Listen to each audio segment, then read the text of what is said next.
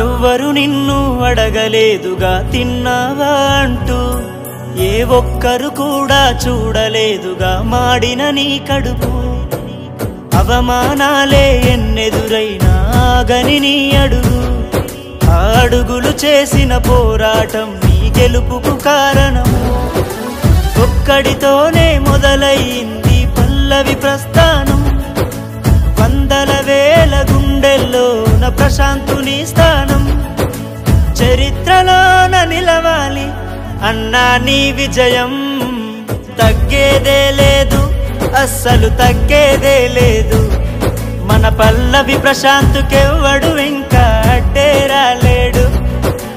ఆగేదే లేదు అస్సలు ఆగేదే లేదు. సావైనా